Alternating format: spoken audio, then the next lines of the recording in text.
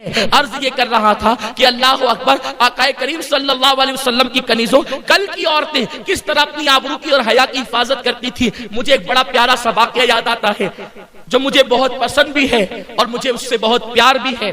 وہ واقعہ ہے حضور غوث پاک کے پیروں کے پیر اور غریب نواز کے پیروں کے پیر، ایک بزرگ کا واقعہ۔ آپ کو بتاؤں، ایک جوان ابتدائی جوانی میں اس نے قدم رکھا۔ وہ جوان اتنا خوش نصیب تھا کہ اس کی پیدائش مدینہ منورہ میں ہوئی تھی۔ اس کا نام حسن تھا۔ حسن مدینہ منورہ سے نکل کے اپنے آبائی وطن بصرہ آتے ہیں، اور آنے کے بعد ابتدائی جوانی تھی، جوانی کی شروعات تھی، 16-17 سال کی عمر تھی۔ کسی کام سے گھر والوں نے بازار بھیجا۔ جب بازار آئے، وہ حسن نام کا لڑکا بازار آیا تو اس نے کیا دیکھا؟ ایک لڑکی بڑی خوبصورت ہے، وہ بھی بازار میں آئی۔ جیسے اس لڑکی پہ نظر پڑی، حسن اس لڑکی کو دیکھتا کہ دیکھتا رہ گیا۔ لڑکی نے غصے سے پوچھا، اے لڑکے تو کیا دیکھ رہا ہے؟ حسن نے بڑی دلیری سے جواب دیا، اے لڑکی تو کتنی خوبصورت ہے، میں تیرا حسن دیکھ رہا ہوں۔ تیری آنکھیں ایسی جھیل سی اور نرگسی آنکھیں ہیں، دل چاہتا ہے کہ میں تیری آنکھوں کے اندر ڈوب جاؤں، میں تیری آنکھوں کے اندر ڈوب کر کے غسل کر لوں، غسل محبت و عشق کر لوں۔ اتنا سننا تھا، اس لڑکی کو غصہ آیا اور غصے کی حالت میں لڑکی نے کہا، رک، ابھی میں تجھے بتاتی ہوں، تیرا انتظام کر دیتی ہوں۔ آج کل کی کوئی لڑکی ہوتی ممکن ہے اپنے حسن کی تعریف سن کر کے اترا جاتی، گردن کو جھرجھری دیتی، بالوں کو ہلاتی، لیکن وہ آج کل کی بیٹیوں کی طرح سیریل دیکھ کر کے نہیں پلی تھی، وہ آج کل کی لڑکیوں کی طرح فلمیں دیکھ کر نہیں پلی تھی، وہ آج کل کی بیٹیوں کی طرح ماں کی شے پر ناجائز کام کرنے والی لڑکی نہ تھی۔ وہ لڑکی سیدہ فاطمہ الزہرا کے کردار کے سائے میں پرورش پائی تھی۔ اس لڑکی کو غصہ آیا اور اس نے کہا، رک، ابھی میں تیرا انتظام کرتی ہوں۔ حسن نام کا وہ خوبصورت جوان اپنی جگہ پہ کھڑا رہا۔ لڑکی گئی، تھوڑی دیر گزری تھی کہ ایک بوڑھی کنیز اپنے ہاتھ میں تشت لے کر کے آئی، اور آنے کے بعد اس نوجوان سے کہا، اے جوان، ابھی تھوڑی دیر پہلے ایک لڑکی بازار میں آئی تھی، تو اسی کو تک رہا تھا، تو نے اس کے حسن کی تعریف کی تھی، کیا تو وہی جوان ہے؟ حسن نام کے اس لڑکے نے کہا، ہاں ہاں، میں وہی جوان ہوں جس نے تھوڑی دیر پہلے ایک بہت خوبصورت لڑکی کو دیکھ کر اس کے حسن کی تعریف کی تھی۔ اتنا سننا تھا کہ اس بوڑھی کنیز نے کہا، جس لڑکی کے حسن کی تم نے تعریف کی ہے، اسی لڑکی نے یہ تحفہ آپ کی خدمت میں پیش کیا ہے۔ حسن نام کا وہ لڑکا دل ہی دل میں خوش ہو گیا، من میں لڈو پھوٹنے لگے، دل کی کلیاں مسکرانے لگی، محبت کا پہلا تیر نشانے پر جا کر کے لگ گیا ہے، اسی لیے تو لڑکی نے تحفہ بھیجا ہے، ہم نے تو صرف حسن کی تعریف کی تھی، انہوں نے تو تحفہ بھی بھیج دیا، گویا کہ میں اپنی محبت میں کامیاب ہو گیا۔ اللہ اکبر! جیسے ہی اس بڑھیا کے ہاتھ کا تشت لیا اور لینے کے بعد اس کے اوپر سے کپڑا ہٹایا تو کپڑا ہٹانا ہی تھا کہ پیروں کے نیچے سے زمین کھسک گئی۔ اللہ اکبر! وہ بوڑھی کنیز کا دیکھتا ہی رہ گیا، اور اس کے بعد ہاتھ کے اندر جو تشت تھا اس تشت کو دیکھتا رہ گیا۔ اس نوجوان نے اس لیے وہ دیکھتا رہ گیا، اس کی آنکھ اسی لیے پھٹی کے پھٹی رہ گئی، پیروں کے نیچے سے زمین اس لیے کھسک گئی کہ اس تشت کے اندر کچھ اور نہیں تھا تحفے میں، بلکہ دو کٹی ہوئی آنکھیں رکھی ہوئی تھی، اور ان آنکھوں سے اب بھی خون بہ رہا تھا۔ وہ کٹی ہوئی آنکھیں گویا کہ پکار پکار کر کہہ رہی ہیں کہ ابھی ابھی ان آنکھوں کو کاٹ کر کے اس تشت کے اندر سجایا گیا ہے۔ جیسے ہی کٹی ہوئی آنکھوں کو خون بہتا ہوا اس نوجوان نے دیکھا، اس کے اندر ایک رکا رکھا ہوا تھا، ایک چٹھی رکھی ہوئی تھی۔ جیسے ہی چٹھی کو اٹھا کر کے اس جوان نے پڑھا، اس کے اندر لکھا تھا، اے نوجوان، دراصل میری آنکھوں کا کہ حسن نے تجھے میرے فتنے میں گرفتار کیا۔ میں ان آنکھوں کو اپنے ماتھے پر دیکھنا پسند نہیں کرتی جو آنکھیں مردوں کو میرے فتنے کے اندر مبتلا کرے، اس لیے میں نے آنکھیں تجھے کاٹ کر کے بھیج دیا ہے۔ مجھے اندھی ہو کر رہنا تو گوارا ہے، مگر مجھے بے آبرو ہو کر کے رہنا گوارا نہیں ہے، مجھے بے حیائی کی زندگی گوارا نہیں ہے۔ تجھے آنکھیں پسند آئی، میں نے آنکھیں تجھے بھیج دی ہے، اب تو مجھے بھول جا، کبھی مجھے یاد نہ کرنا۔ اللہ اکبر!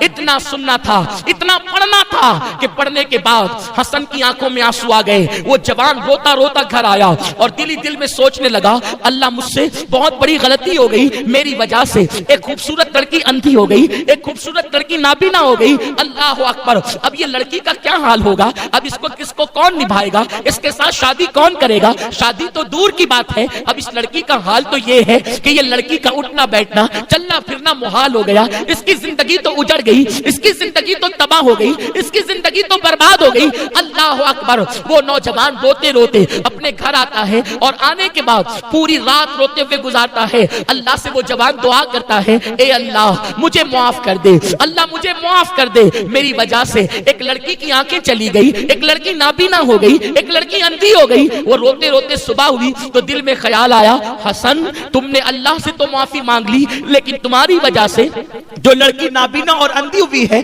اس سے بھی تو چل کر کے معافی مانگو، اس لیے کہ تمہاری وجہ سے ایک کی زندگی اجڑ گئی ہے، ایک کی زندگی تباہ ہو گئی ہے، ایک کی زندگی برباد ہو گئی ہے۔ اے خاتون جنت کی کنیزوں، اللہ اکبر، کل کی بیٹیاں کی شان کے ساتھ اس وقار کے ساتھ زندگی گزارتی تھی۔ ذرا اندازہ تو کرو، جب حسن اس لڑکی کے گھر کا پتہ پوچھتے پوچھتے وہاں پر پہنچے تو کیا دیکھا کہ لوگ ایک جنازہ اٹھا رہے ہیں اور پورا محلہ اس جنازے کے اٹھنے پر رو رہا ہے، سب کی آنکھوں میں آنسو ہیں، سب آنسو بہاتے ہوئے ایک جنازہ اٹھا رہے ہیں۔ اس جوان نے سوچا یہ کسی بہت بڑے بزرگ کا جنازہ اٹھ رہا ہے، اسی لیے تو پورا محلہ رو رہا ہے، اس لیے کہ عام طور پہ دیکھا یہ جاتا ہے جس گھر میں میت ہوتی ہے اسی میت کے چند گھر کے لوگ روتے ہیں، لیکن جب کسی بہت بڑے ولی کا انتقال ہو جائے، کسی بزرگ کا انتقال ہو جائے تو پورا محلہ روتا ہے، اور بھی بڑا بزرگ ہوگا پورا شہر روتا ہے، اور بھی بڑا بزرگ ہوگا پورا ملک روتا ہے، اور بھی بڑا بزرگ ہوگا پوری دنیا روتی ہے،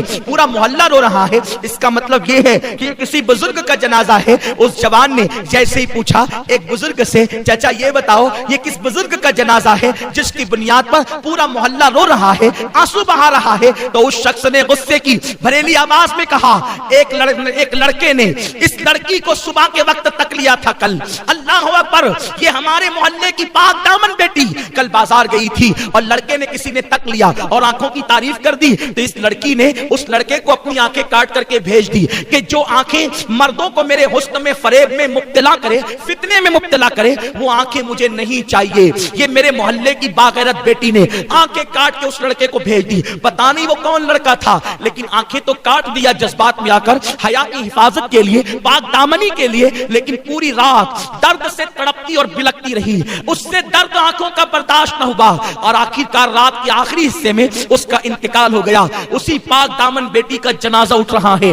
حسن نام کا وہ شخص پلٹا یہ سوچ کر کے، حسن تیری وجہ سے کسی کی آنکھیں نہ گئی بلکہ کسی کی جان بھی چلی گئی۔ اور حسن نے اس دن کے بعد سے اللہ کی بارگاہ میں سچی توبہ کی، اور جب توبہ کی تو یہ کہا، مولا اب کسی عورت کو دیکھنا تو دور کی بات، کسی لڑکی کو دیکھنا تو دور کی بات، میں ٹکٹکی باندھ کر نظر بھر کر اب کسی مرد پر بھی نظر نہیں ڈالوں گا۔ اور جب اس نے سچی توبہ کی، اسی جوان کو اللہ نے حسن بصری بنا دیا اور ان کو بلند مقام عطا کر دیا۔ اے خاتون جنت کی کنیزوں، میں تم سے پوچھنا چاہتا ہوں، کل کی بیٹیاں اپنی آبرو کی کیسی حفاظت کرتی تھی، اور آج کل تو معاذ اللہ عورتیں مردوں کی قطار میں کھڑی ہونا چاہتی ہے، عورتیں استغفر اللہ جو ہے وہ بے پردہ باہر نکلتی ہے، عورتیں بازاروں میں جاتی ہے۔ اگر ایک لڑکی کو کام ہے چوڑی خریدنے کے لیے، اس کے ساتھ 4 لڑکیاں جائے گی اور چوڑیاں خریدے گی تو پہلے 10 دکانیں گھومے گی، ٹائم پاس کرے گی۔ اے خاتون جنت کی کنیزوں، دوپٹہ ایک خریدنا ہوگا، 5 لڑکیاں ایک ساتھ نکلے گی اور 5 دکانیں 10 دکانیں چھانے گی۔